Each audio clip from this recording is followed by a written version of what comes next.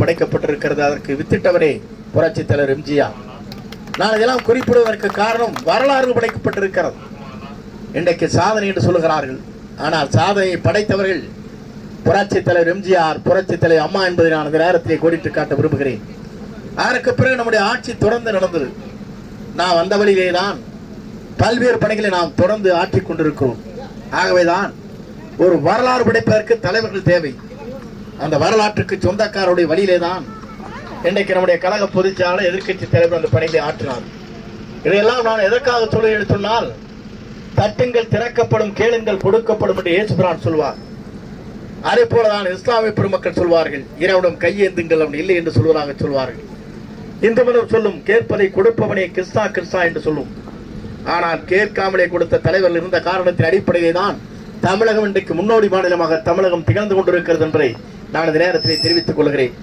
இன்றைக்கு நம்முடைய இங்கே இருக்கிற நிலையை பார்க்கின்ற போது 3வது இடத்திலே நாம் மின்சார உற்பத்தி செய்வதிலே 3வது இடத்திலே இருந்து கொண்டிருக்கிறோம்.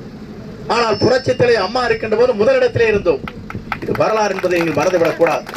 இதெல்லாம் எதற்காக நான் சொல்கிறேன் சொன்னால், தேர்தல்களை பண்ணுகிற போது இந்த பணிகளை நீங்கள் ஆற்றுகிற போது அவரிடத்திலே எடுத்து சொல்ல வேண்டும்.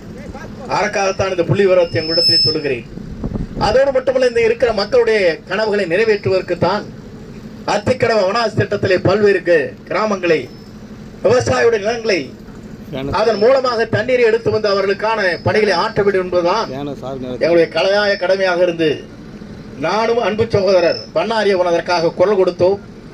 எந்தெந்த ஏரிகளிலே இணைக்கப்பட்டிருக்கிற 2வது திட்டத்தில் என்பதை நாளை உங்களுக்காக அந்த பட்டியலை அரசின் சார்பாக எங்களுக்கு அனுமதி வழங்கியிருக்கிற அந்த பட்டியலை உங்களுக்கு வாட்ஸ்அப் மூலமாக அனுப்புகிறோம் என்பதை நான் இந்த நேரத்திலே தெரிவித்துக் கொள்கிறேன். இன்றைக்கு கூட வருகிற வழியிலே பார்த்தேன், விவசாயிகள் அதற்காக போராட்டத்தை நடத்துகிறார். நாங்கள் கோட்டையிலே போராட்டத்தை நடத்தினோம். கோட்டையிலே குரல் கொடுத்தால் மட்டும்தான் அரசு அதற்கு சவிதாக்குமே தவிர அந்த முறையை உங்கள் சார்பாக இன்றைக்கு விவசாயிகள் இங்கே வந்து போராடுகிறார்கள், அவர்கள் சார்பாக அந்த பணிகளை நாங்கள் சீரோடும் சிறப்போடும் எழுச்சியோடும் நடத்தி காட்டி இருக்கிறோம் என்பதை நான் இந்த நேரத்திலே தெரிவித்துக் கொள்கிறேன்.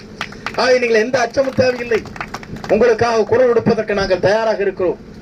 மீண்டும் இந்த நம்முடைய நற்பணிகளை ஆற்றுவதற்கு உங்கள் அத்தனை பேர் உறுதுணையோடு இருந்து எந்தெந்த ஏரிகள் இங்கே பகுதியிலே பவானி சேகர் வரையிலும் இணைக்கப்பட்டிருக்கிறது என்ற பட்டியல் மிக விரைவில் வெளியிட இருக்கிறோம்.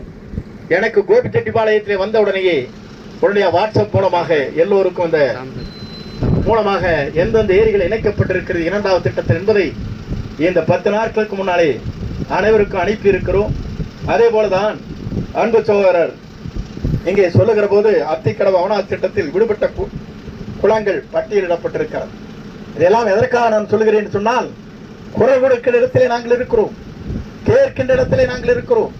ஆகவே தட்டுங்கள் திறக்கப்படும் என்பதல்ல, திறக்கப்படும் வரை நாங்கள் ஓயாமல் அந்த பணிகளை ஆற்றி வருகிறோம் என்பதை நான் இந்த நேரத்தில் தெரிவித்துக் கொள்கிறேன். ஆகவே வருகின்றிருக்கிற உங்கள் அத்தனை பேருக்கும் இந்த நல்ல நிகழ்ச்சியை எங்களை எல்லாம் அழைத்து எங்களை கௌரவப்படுத்தி இந்த நாட்டிலே மின்வெட்டே இல்லாத மாநிலமாக தமிழகத்தை உருவாக்குவதற்கு தன்னால் முடிந்த பொருளுதவிகளை, தன்னால் முடிந்த உழைப்பை, தன்னால் முடிந்த பல்வேறு இடர்பாடுகளை தகர்த்தெறிந்துவிட்டு இந்த பணிகளை ஆற்றி இருக்கிற பரணிக்குமார் அவர்களுக்கு மீண்டும் ஒருமுறை கோடான கோடி நன்றியை தெரிவித்து விடைபெறுகிறேன். நன்றி, வணக்கம்.